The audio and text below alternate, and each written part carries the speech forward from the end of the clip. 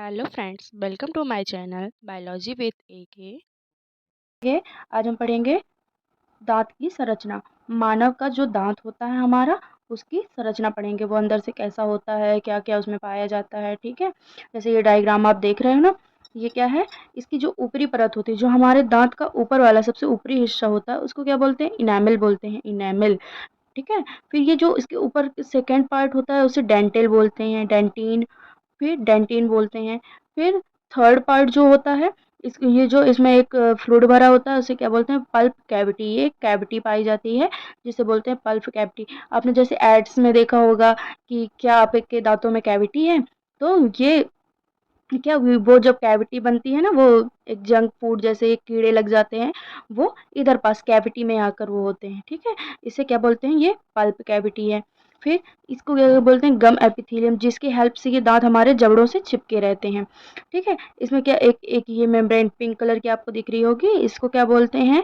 Periodontal membrane. फिर ये जो अंदर का भाग होता है, इसे सीमेंटम कहते हैं। और ये रूट कैनाल होती है, मतलब ये रूट होती है जो दांत की जड़ें होती हैं, ये दांत की जड़ें कहलाती हैं। जैसे इसको दांत को कितने थ्री पार्ट में डिवाइड किया गया है, crown, neck and root. Okay, अब अपन इसकी संरचना देख लेते हैं, मतलब संरचना और थ्योरी देख लेते हैं। तो मानव दांत, मानव में दांत चार प्रकार के होते हैं। मानव के जो दांत होते हैं वो चार प्रकार के होते हैं। जैसे फर्स्ट हो गया इंसाइजर, कैनाइन, प्रीमोलर और मोलर। अच्छा बताओ, आपको ये मालूम है कि मिल्की टीथ कितने होते हैं? मिल्की टीथ होते हैं 20। ठीक है, और जब हमारे मिल्की टीथ गिर जाते हैं, तब हमारे एडल्ट वाले टीथ आते हैं, उनको क्या बोलते हैं? मतलब वो कितने होते हैं, संख्या में कितने होते हैं? 32 होते हैं। आगे अपन इसका दांत दांत का सूत्र भी समझेंगे, जो भी इसका फॉर्मूला होता है। ठीक है, तो दांत कितने प्रकार के होते हैं? इंसाइजर, कैनाइन, प्रीमोलर और मोलर। वयस्क मनुष्यों में 32 दांत पाए जाते हैं, जिनमें प्रत्येक की रचना एक जैसी होती है, जिसमें 3 भाग पाए जाते हैं। जो एडल्ट एडल्ट मैन वुमेन से होते हैं ना, उनमें कितने 32 दांत पाए जाते हैं, जिनमें प्रत्येक की रचना एक जैसी होती है। फर्स्ट उसमें 3 भाग पाए जाते हैं। फर्स्ट हो गया क्राउन, नेक, रूट। क्राउन, नेक और रूट, जैसे कि अभी अपन ने डायग्राम में देखा था। जैसा कि आप इसमें देख सकते हो, ये क्राउन, क्राउन, नेक, रूट, मतलब कि टीथ को कितने पार्ट में डिवाइड किया गया है? 3 पार्ट में डिवाइड किया गया है, क्राउन, नेक और रूट। तो क्राउन, दांत का जो ऊपरी भाग होता है उसे क्या बोलते हैं? क्राउन बोलते हैं। क्राउन कहलाता है, जो कि मसूड़ों से बाहर निकला रहता है, जो कि मसूड़ों के बाहर निकला रहता है, जो हमें दिखाई देते हैं व्हाइट कलर के टीथ, वो होते हैं क्राउन। ठीक है, अब नेक, नेक जो होती है उसकी ग्रीवा होती है, जैसे अपनी गर्दन होती है ना, वैसे ही दांत की भी गर्दन होती है, उसे ग्रीवा बोलते हैं। दांत का मध्य भाग जो मसूड़ों के अंदर रहता है, उसे नेक कहते हैं। जो मसूड़ों के अंदर अपने भाग पाया जाता है, उसे नेक कहते हैं। और रूट, जिसकी हेल्प से मतलब दांत चिपके रहते हैं, जड़, जड़ जिसे कहते हैं। मसूड़ों के अंदर का अंतिम भाग रूट कहलाता है, जो दांतों को मजबूती देता है। रूट से ही इनको मजबूती मिलती है। तो प्रत्येक प्रत्येक दांत कैल्शियमयी ऊतक की 3 परतों से मिलकर बना होता है।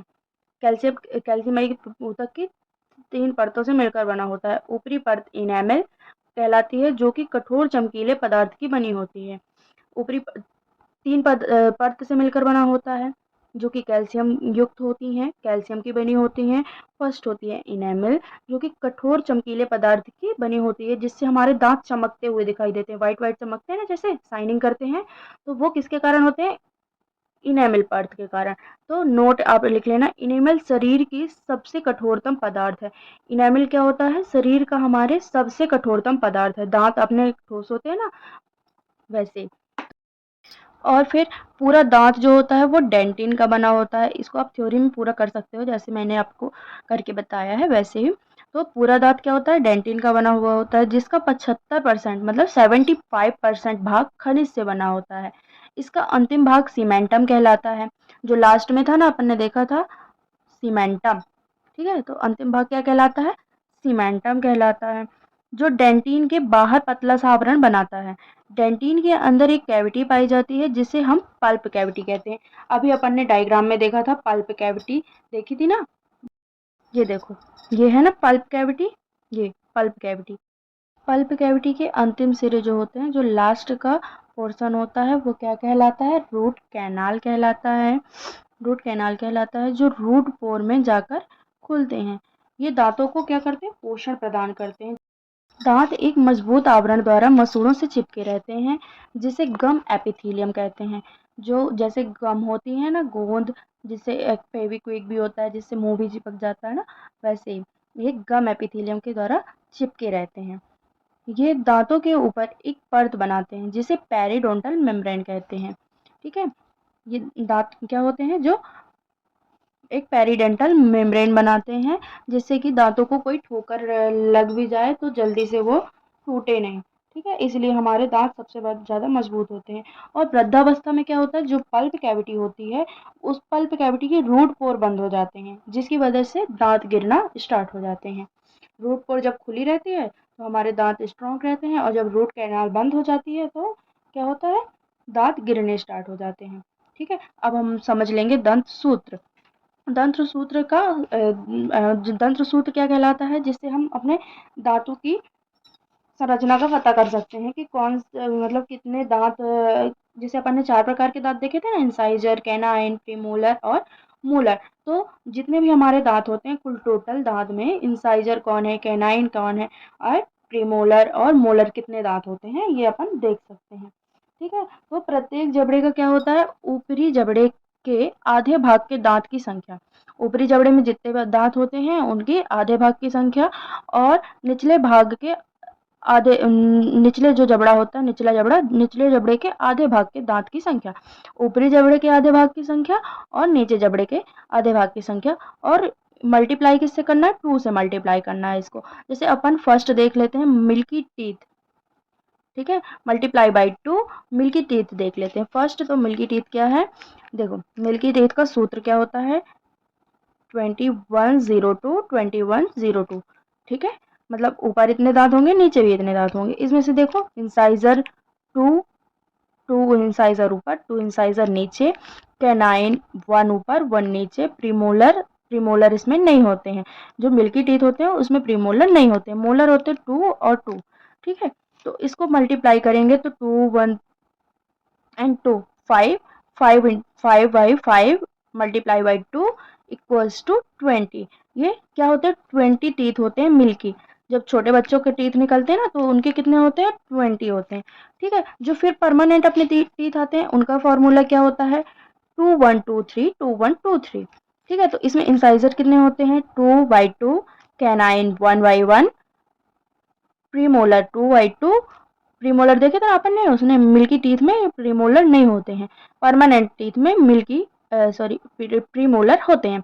फिर मोलर 3 बाई 3। तो इसको मल्टीप्लाई कर देंगे अपन तो ये कितना होगा? 8 by 8 multiply by 2 equals to 32। ऐसे अपन इसका फॉर्मूला निकाल सकते हैं और परमानेंट टीथ को भी देख सकते हैं। अब जैसे घोड़े के दांतों का फॉर्मूला होता है, हॉर्स के होता है, हॉर्स का कितना होता है? 3143 बाई 3143। ठीक है, इससे आप निकाल सकते हो। ये 3 क्या होते हैं? Incisor, 1 canine, premolar 4 and molar 3। तो इससे दांतों की संख्या पर निकाल सकते हैं कि हॉर्स में कितने टीथ पाए जाते हैं। अच्छा, तो आप बताओ कितने टीथ पाए जाते हैं? कमेंट बॉक्स में जरूर बताना। ठीक है, फिर अपन चूहे के भी निकाल सकते हैं। सबसे कम चूहे के दांत होते हैं, जैसे कि बाई 3, 1003 1003, यानी कि 16 टीथ होते हैं चूहे के। और हॉर्स के कितने होते हैं? 44। सबसे ज्यादा हॉर्स के होते हैं 44 एंड चूहे के होते हैं 16 सबसे कम। ओके, बाय, मिलते हैं दूसरी वीडियो में। Like share and subscribe. और जिस टॉपिक पे आपको वीडियो चाहिए प्लीज़ कमेंट बॉक्स में कमेंट करिए। ओके।